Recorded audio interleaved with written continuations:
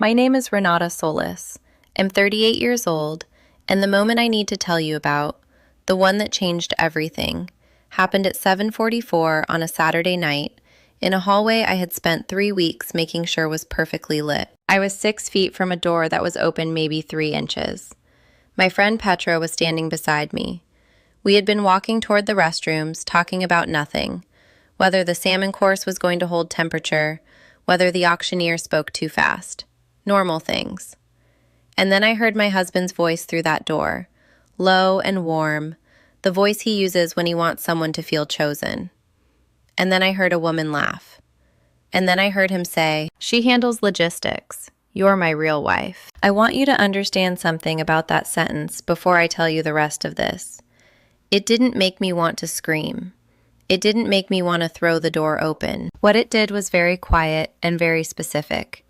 It took 9 years of my life and sorted them into 2 columns. One column was real, one column was logistics. And I was in the wrong column. Before I go any further, if you're already feeling something right now, if something about that sentence already landed somewhere uncomfortable in your chest, I want you to stick around for this one. Hit subscribe so you don't miss what happens next, and hit like so more people get to see this story. Drop a comment and tell me where in the world you're watching from and what time it is there. I genuinely want to know. And then let me take you back to the beginning, because none of this makes sense without it. Chadwick Solis and I met 11 years ago at a fundraising conference in Nashville. He was presenting a breakout session on community-engaged philanthropy, and I was there representing my hospital's communications department. He was magnetic in that room. Not loud, not performing, just completely present in a way that made you feel like you were the only one he was talking to. I know now that this is a skill he has refined to an art form. At the time, I just thought he was the most interesting person I had ever been in a room with. We dated for 2 years before we got married. We moved to Charlotte because that was where the foundation was, and Charlotte was fine. Charlotte was good. Wide streets, reasonable winters, a life that looked orderly from the outside and felt mostly orderly from the inside. We bought a house in Dilworth. I joined the hospital network. We had dinner parties and took long weekends and talked about children the way people talk about things they intend to get to. I was happy in the way that you are happy when your life is going according to plan and you haven't examined the plan recently. I want to be honest with you. I was not miserable before that night. I was not in a terrible marriage, dramatically and visibly. What I was in was something harder to name. A marriage that had started thinning in the middle, the way a sweater thins at the elbows before you notice it, before there's actually a hole. The warmth was still there in the fabric, but somewhere in the last 2 years, the substance had been going. I told myself it was maturity, settled love. I told myself this is what a long marriage feels like when the infatuation converts into something more permanent and practical. I told myself a lot of things that were almost true enough to hold. I volunteered for the Gala because I wanted to feel useful in his world again. That's the honest version. I had watched him build this event for years. I had watched Charlotte's money flow through it, watched his reputation grow around it. And somewhere in the middle of a quiet Tuesday, I thought, I want to be part of what he's building. I want him to see me there and feel glad I'm there. I told him I wanted to help with communications and logistics, and he said that would be great and looked genuinely relieved, which I took as a small confirmation, that he still wanted me close. I spent the next 3 weeks driving to the Ballantine Resort after work to check centerpiece arrangements and fight pleasantly with the catering coordinator about the salad course and proofread the programs. I was good at it. I am always good at the things I put myself into. I think about that now, how good I am at building things for other people and calling it love. My friend Petra had been at the hospital 6 years. She manages patient experience, and she is the only person in my professional life who would tell me something true and uncomfortable without softening the edges first. She's 51 years old and widowed, and she has the particular clarity of someone who has already survived the thing she most feared losing.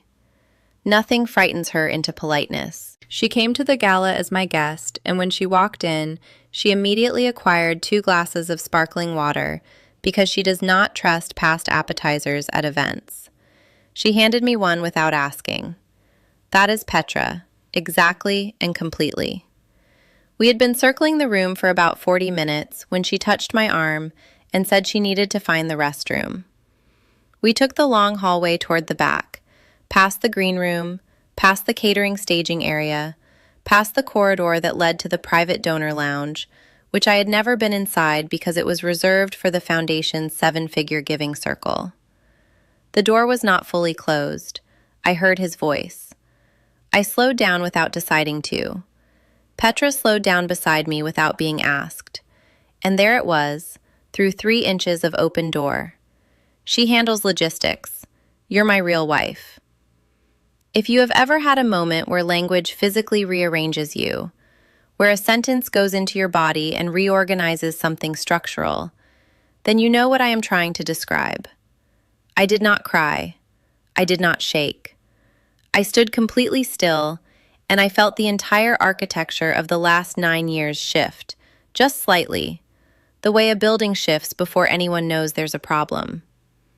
Petra put her hand on my wrist, not to pull me away, not to say anything, just to say, I heard it too.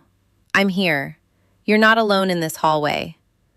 That small thing, her hand, the warmth of it, the quiet certainty, is something I will carry with me for the rest of my life. If you've ever been reduced to a function by someone who was supposed to see you as a whole person, if you have ever been told in some way or another that your role was the useful part and someone else got the real part, I think you already understand everything this story is about to become.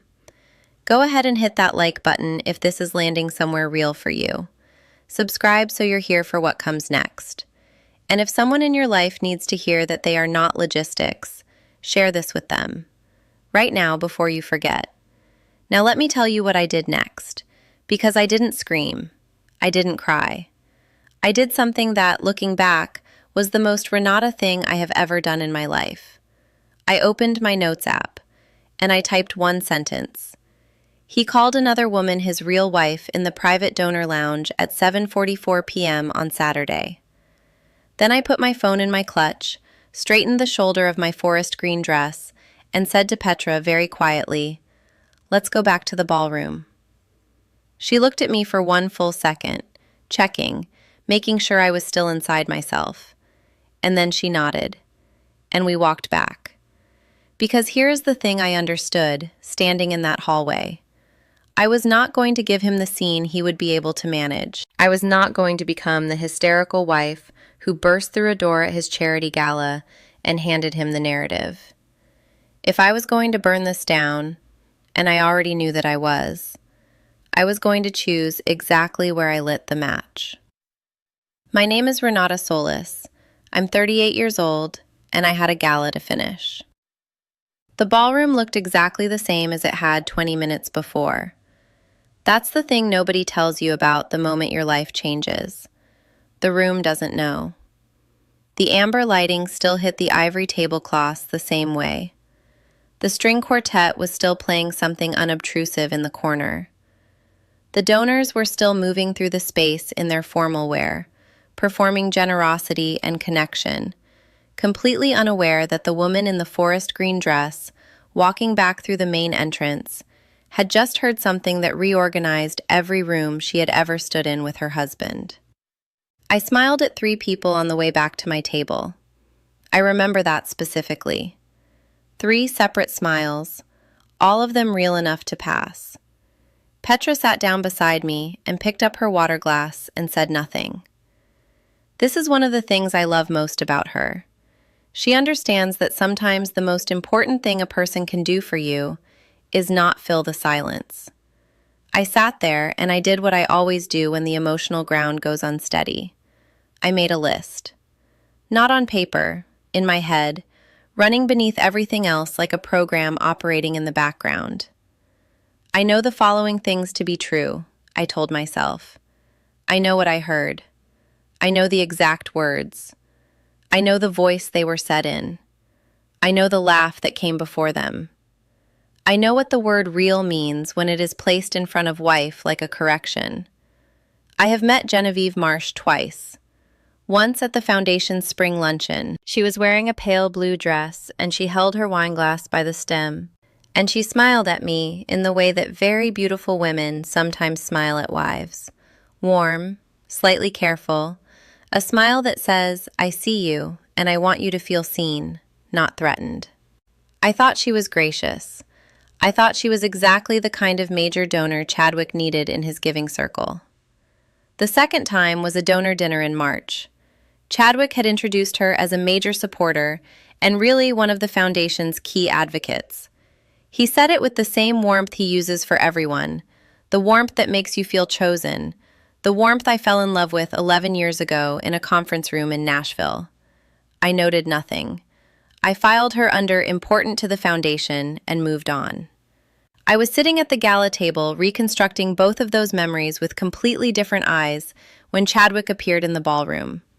He crossed the room to me the way he always does at events, with ease, with purpose, like someone who knows where he belongs. He kissed my cheek, he squeezed my hand, he said, "You look beautiful, babe. Thank you for everything tonight." And I looked at him, really looked at him, with those eyes that everyone says are perceptive, the ones that see through things. And I smiled. And I said, "Of course." 2 words. The most neutral 2 words in the English language. He took them as warmth and moved on. Petra was watching from 8 feet away. I didn't look at her. I didn't need to. I keep thinking about what it means to hear your life described from the outside. To stand in a hallway and discover that while you were building something you believed was shared, the person beside you had already divided it into categories. The useful part and the real part. The part that keeps things running and the part that actually matters. I wonder if you've ever had a moment like that. Not necessarily a hallway, not necessarily a marriage, but a moment where you realized someone had a version of you in their head that was so much smaller than who you actually are. Where you understood that you had been managed instead of loved. Drop it in the comments if you have. I read every single one of them, and I mean that. Not as something you say at the end of a video, but genuinely. I want to know. Genevieve Marsh entered the ballroom at 8:45. I knew who she was before I fully processed that I knew. It was something in the way Chadwick's posture changed. Barely, a degree or two. The kind of shift you would never notice if you hadn't spent 9 years reading that body. He didn't look at her. That was actually the tell. He very deliberately did not look toward the entrance when she walked in, which is something a person does when they are being careful not to look. She was wearing a champagne gown with an open back. She looked like she had dressed for a specific person and not for the room. I watched her move. The deliberate trajectory toward the cocktail tables. The way she positioned herself in his sightline without appearing to. She was very good at this. She had clearly been practicing. I want to tell you something true about that moment. I did not feel what I expected to feel. I expected rage. What I felt instead was a strange, cold clarity, like a fog lifting not slowly but all at once, the whole landscape suddenly visible. Every half-noticed thing from the last 2 years snapping into a pattern I could finally read. The wedding ring he stopped wearing 18 months ago. The workshop table explanation I had accepted without questioning.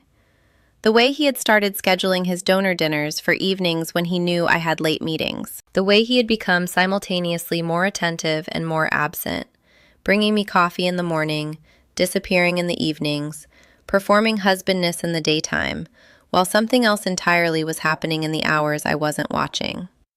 I had not been incurious. I had been trusting. There is a difference, and I had confused one for the other for longer than I want to admit.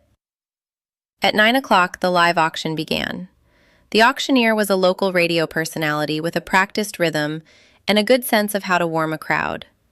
The first few items moved quickly.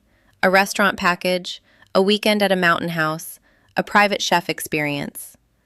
The room was loose and generous, the way people get when the wine has been flowing, and the cause is good, and they want to feel like the best version of themselves. Then he announced the top item: a 10-day European river cruise, Amsterdam to Budapest, premium cabin, departure the following autumn. Opening bid, $8,000. A man at the back table raised his paddle first. Another answered from the left side of the room. The bids climbed: 10,000, 12, 14, 16, and the room was with it, watching, enjoying the performance of generosity. And then I picked up my paddle. I want to be precise about what was happening inside me when I did this. It was not impulsive. It was not emotional in the way that people mean when they say emotional. It was not grief or anger reaching for a gesture. It was the coldest, clearest decision I have ever made in my life. I had been sitting in that room for over an hour, invisible in the specific way that wives become invisible at their husbands' events. Present, useful, logged as the wife in every mental register in that ballroom. And I decided, with the same precision I bring to everything I am good at, that I was done being invisible tonight. I bid $18,500. The room turned, all of it, head swiveling, a collective intake of breath, the kind of sudden attention that only happens when something unexpected breaks through the surface of a choreographed evening. The auctioneer pointed at me with professional delight. The other bidder paused, recalibrated, and conceded. "Sold," the auctioneer said, "to the woman in green." I did not look at the auctioneer. I looked at Chadwick. He was 20 feet away, and he was looking at me with an expression I had never seen on his face before. Something between surprise and the beginning of understanding. I held his gaze for exactly as long as I needed to. Then I set my paddle down. I did not have $18,500. I had $11,200 in a personal savings account I had been quietly filling for 2 years without ever asking myself why. I had a credit line I had never touched. I would figure out the rest. What I knew, with the absolute certainty of someone who processes the world through careful observation and is almost never wrong about what she sees, was that I had just announced my presence in that room in a way that could not be undone. Every person at that gala, including Genevieve Marsh in her champagne gown, and the reporter from the Charlotte Observer who had been circling the room with a notepad, had just watched Chadwick Solis's wife claim her seat. He came to me during the cocktail hour afterward. His face had reset into warmth. He was too practiced for it not to. And he took my hand lightly and said, "You didn't have to do that. That was incredibly generous." "I know," I said.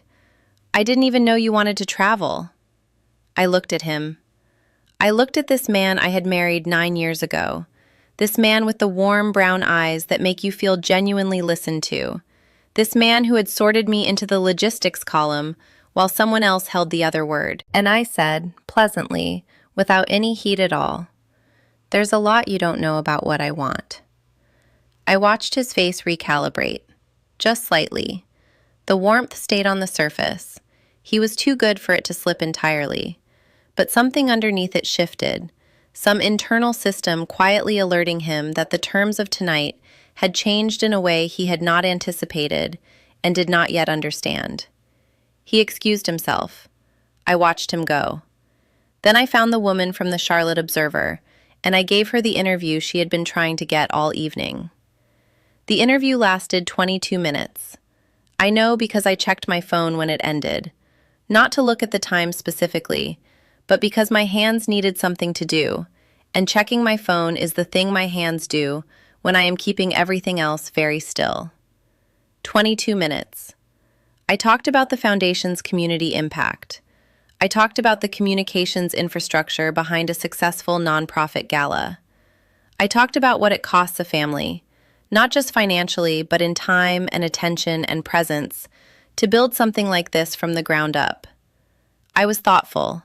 I was articulate. I chose every word with the precision I bring to every piece of communication I have ever written or spoken professionally. And at the end, when she asked me what I would want people to understand about the role of a founder's spouse in a project like this, I looked at her and I said, "I've given a lot of myself to this work, and I think that's worth acknowledging." I did not say anything else. I did not need to. The people who would need to understand that sentence would understand it. The people who wouldn't. That was no longer my problem to solve. She thanked me. She closed her notebook. I smiled. A real smile, not a performed one. And I went back to my table where Petra was sitting with her second glass of sparkling water and the expression of someone who had been watching everything and cataloging it for later. She didn't ask me anything. She just looked at me and nodded once, slowly, the way you nod when someone has done the exact right thing and you want them to know you saw it without making a production of the seeing. We stayed until the end of the gala. I helped oversee the breakdown of the silent auction tables. I thanked the catering staff by name. I had learned all their names during the 3 weeks of preparation. I said goodnight to the auctioneer. I did every single thing I had come to do. And then I got in the car with my husband, and I watched the Charlotte streetlights move across the windshield, and I said nothing. He asked me twice on the drive home if I was okay. I said I was tired. This was true. I was tired in a way that went much deeper than the evening. Tired in the way you get when you have been holding something at bay for a very long time, and you have finally, quietly, decided to stop holding it. We got home. He poured himself a glass of water in the kitchen. I went to the bedroom, sat on the edge of the bed with my shoes still on, and called my sister. She lives in Asheville. She's 34, younger than me by 4 years, and she is the only person in my family who would hand me a difficult truth without first wrapping it in 3 layers of protective qualification. She answered on the second ring. It was past midnight. I told her everything, sequentially, without editorializing, the way I write my notes app lists, the hallway, the door, the sentence, the 40 minutes in the ballroom, the bid, the reporter. My voice stayed level the whole time. She didn't interrupt once, which is the greatest gift anyone has given me in years. Just the open line, her breathing, the sense of being received without being managed. When I finished, she said, "What do you need right now?" And I said, surprising myself, genuinely surprising myself with the smallness of it, "I need you to confirm that I'm not crazy." She didn't hesitate for even a second. She said, "You're not crazy. You're the sanest person who was in that building tonight." I sat with that for a moment. Then I said goodnight. Then I lay down on top of the covers next to my husband, still in my dress, and I stared at the ceiling for a long time. I did not sleep well. I opened my notes app at 2 in the morning and I made a list. Not of feelings, but of next steps. Each one specific. Each one actionable. Call attorney. Gather financial documents. Determine housing options. Speak with Petra. 4 lines. The beginning of the rest of my life. Written in the dark next to the man who had given my name away. I spoke with a family law attorney 3 days later. Her name was Diane Achterberg, and she had an office on South Tryon Street with a very good view and a manner so calm it functioned almost like sedation. She listened to everything. She asked precise questions. She told me what my options were without dramatizing any of them, which is exactly what I needed from someone at exactly that moment. What she told me, what I had not known, what reorganized everything again, was that the financial picture of my marriage was more complicated than I had understood. Chadwick had investment accounts I had known about in a general sense, but had never examined in detail. The foundation's financial structure included arrangements that had implications for our shared assets. There were things that had been managed in ways I had not been consulted about. Not because anything was necessarily illegal, but because I had trusted and not verified for 9 years, and he had allowed that trust to remain untested. She gave me the name of a forensic accountant. She told me to gather every document I could access. She told me to say nothing at home that I wasn't comfortable with him knowing. I drove from that meeting to the hospital, and I sat in my car in the parking garage for 11 minutes before I could make myself go inside. Not because I was falling apart, I wasn't, but because I needed 11 minutes to fully absorb the shape of what I was inside, before I picked up the professional face I wear so naturally and walked back into the building where people needed things from me. 11 minutes. Then I got out of the car, Then I went to work. This is the moment I need you to understand, really understand, because everything in this story, everything I have told you, and everything I am about to tell you, turns on this point. For 9 years, I was precise and observant and capable, and I applied all of those qualities to every domain of my life, except one. I did not examine my marriage with the same rigor I brought to my work, because I was afraid of what the examination would find. I knew how to look clearly. I had simply chosen, in that one place, not to. That choice cost me 9 years. But here is what I have come to understand about those years. They were not wasted. They made me someone who could stand in a hallway at 7:44 on a Saturday night and hear the worst sentence of her life and not break. They made me someone who could walk back into a ballroom and raise a paddle and look her husband in the eye across 20 feet of chandelier light and not flinch. They made me someone who could sit in an attorney's office 3 days later and say, clearly and without drama, "Tell me what I need to know." If that hit somewhere real, if you know what it feels like to understand something about your own life that you can't un-understand, hit the like button. Subscribe if you're not already here, because what comes next is the part where everything I had been carrying finally met the one moment I could set it down. The forensic accountant's name was Gerald Fitch. He was 61 years old, and he wore the same kind of reading glasses my father used to wear. And he spoke about numbers with a quiet authority that I found deeply reassuring. It took him 12 days. What he found was not criminal. I want to be clear about that. Chadwick did not steal from me, did not commit fraud, did not do anything that would result in charges. What he did was more ordinary, and in some ways more devastating. He had been managing our shared financial life in a way that positioned him very well for an eventual separation. Not planning for it necessarily, but prepared for it. The way someone reinforces a door against a storm they don't expect but can't entirely rule out. Genevieve Marsh's donations to the foundation had increased by $340,000 over the 14 months of their relationship. Gerald showed me the figures in a spreadsheet with no expression on his face, which was the appropriate response. 2 of the foundation's board members had either known or strongly suspected. I learned this later through the attorney process. They had said nothing. This was, in its own way, the detail that stayed with me longest. Not Chadwick's choices, not Genevieve's, but the specific silence of people who knew me, had sat at dinner tables with me, had watched me pour myself into that organization, and had decided that their comfort in the situation was worth more than my right to know the truth about my own life. I sat with that in Gerald Fitch's office, looking at the spreadsheet, and I felt something I had no good word for.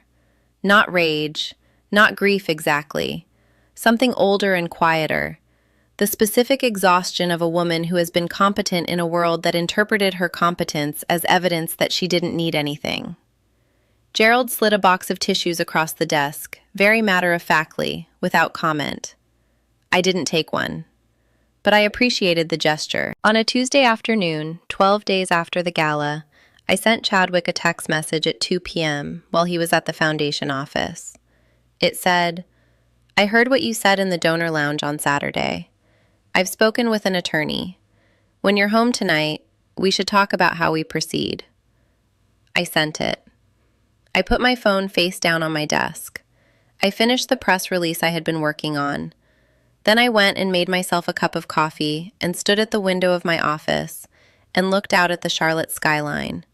The buildings I had driven past for 6 years, the city that had been the backdrop of the life I thought I was living. And I felt, for the first time since the hallway, something that was not anger or grief or cold clarity. I felt the very beginning of something that would take months to fully arrive. Something like the first thin light before an actual sunrise. Not warmth yet, not visibility, just the first evidence that the dark is not permanent. Petra knocked on my office door at 2:47. She had 2 cups of coffee. She set one on my desk, sat down in the chair across from me, and said, "How are you doing?" And I mean actually. I looked at her. I looked at this woman who had stood beside me in a hallway and put her hand on my wrist and not said a single unnecessary word since. And I told her the truth. "I'm okay," I said. "I think I've been okay for longer than I realized. I just confused okay with fine, and they're not the same thing." She looked at me for a long moment, then she said, "No, they are absolutely not the same thing." And we drank our coffee, and outside the window, Charlotte looked exactly like itself. Chadwick came home at 6:43 that evening.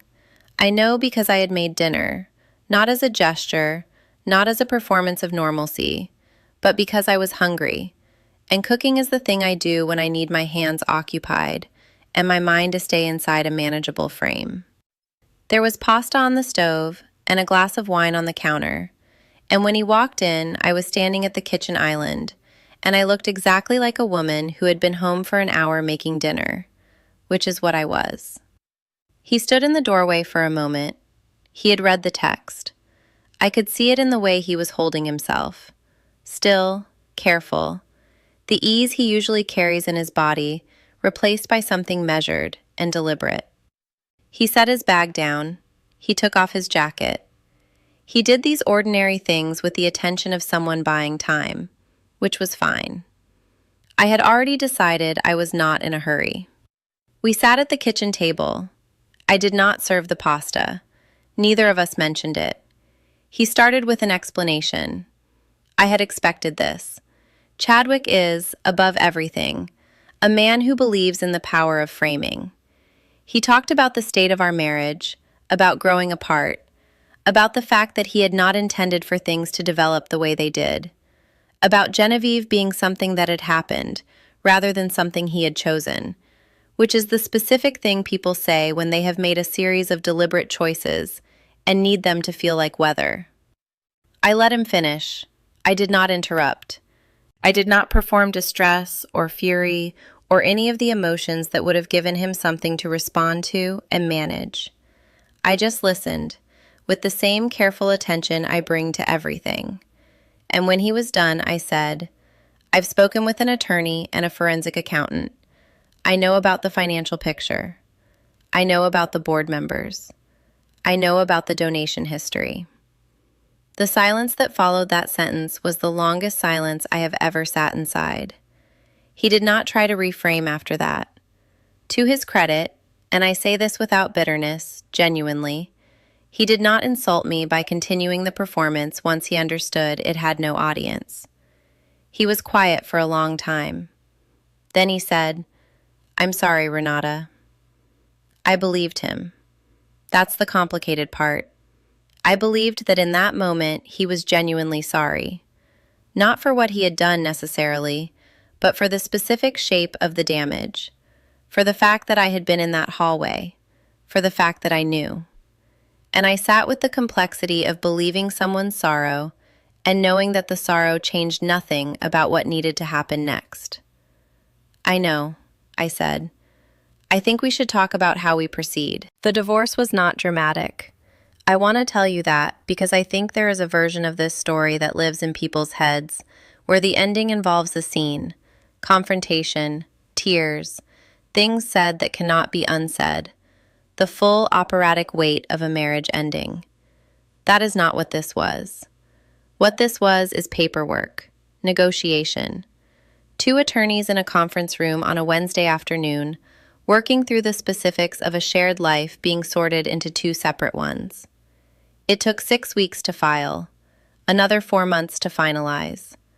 What I discovered during that process, through the attorney and the accountant, and the slow, careful work of understanding the financial architecture of my own marriage, was that I had been protected in one unexpected way. My personal savings account, the $11,200 I had been quietly accumulating for 2 years without ever fully articulating to myself why, was mine in a way that the joint accounts were not. It was a small thing, practically speaking, but it mattered to me in a way that was not practical at all, because it was the evidence that some part of me, some careful and self-preserving part operating beneath the level of conscious decision, had known, had been preparing, had loved me enough to set something aside. I think about that a lot. The self that knows before the self admits. What happened to Chadwick after the gala did not happen because of anything I did. I want to be precise about this because it matters to me. I did not wage a campaign. I did not make calls. I did not feed information to anyone. What happened was the natural consequence of his own choices, meeting the small, interconnected world of Charlotte philanthropy, where everyone eventually knows everything, and the currency is reputation. The Charlotte Observer profile ran on a Tuesday morning, 3 weeks after the gala.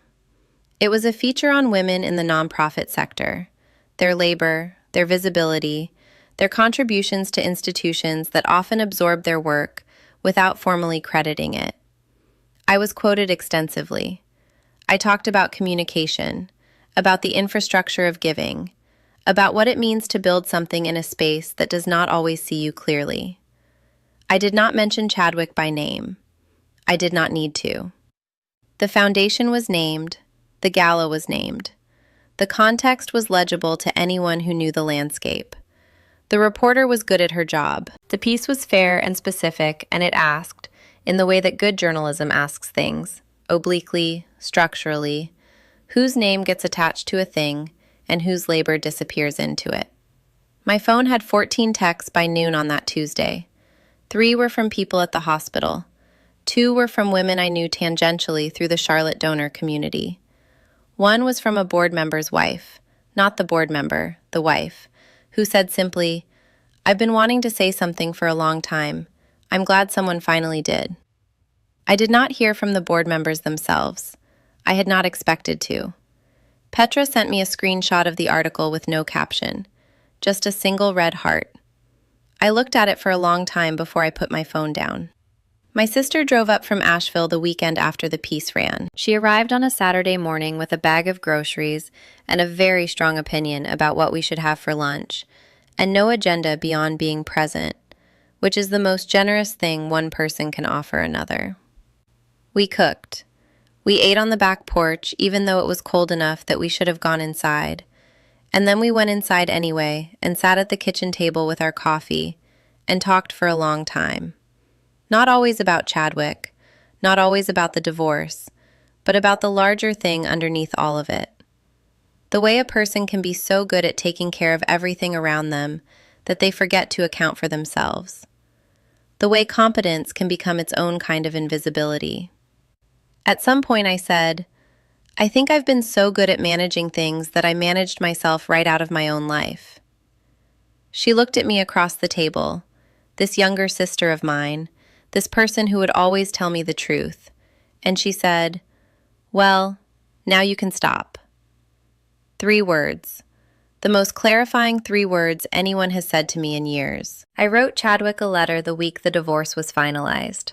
Not to send. I wrote it for myself. The way you sometimes need to say a thing completely before you can put it down. I sat at the desk in my new apartment in Noda, a second-floor place with tall windows and wood floors and rooms I was furnishing slowly, buying only what I actually liked, which was taking longer than I expected because I was learning, at 38 years old, that I had very specific tastes that I had never fully consulted.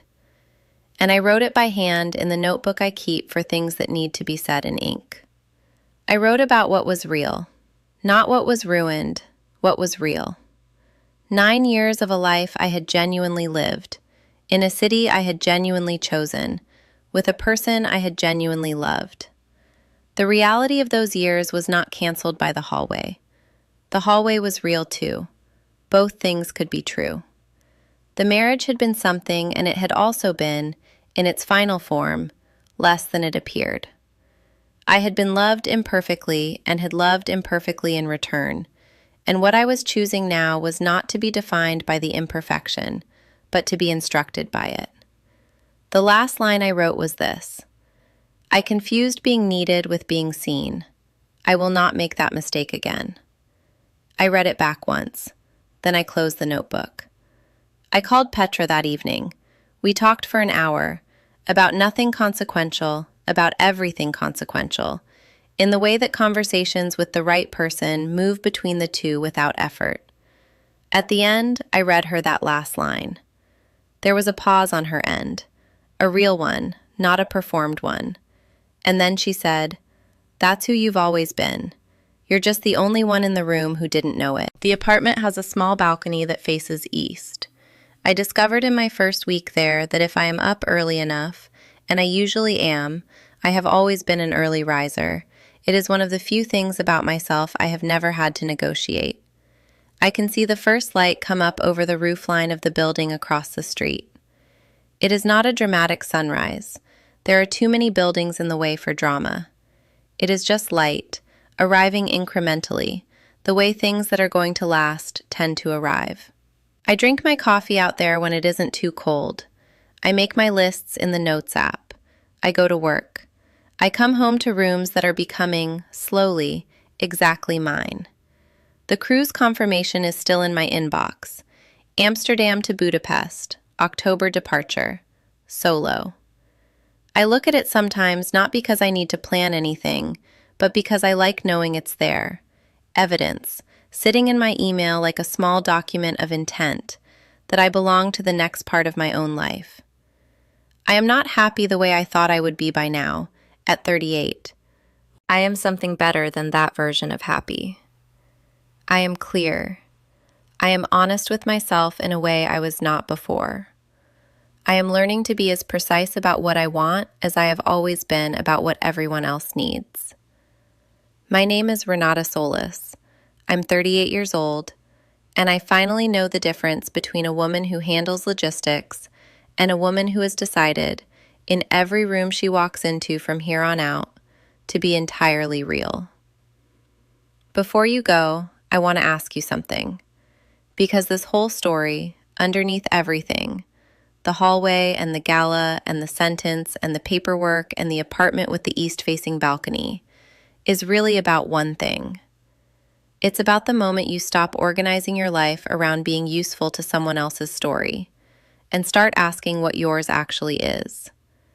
And I want to know, has there ever been a moment in your life where you heard or saw or understood something that sorted everything that came before it into a new shape? A moment where you couldn't unknow what you knew, and that unknowing turned out to be the beginning of something?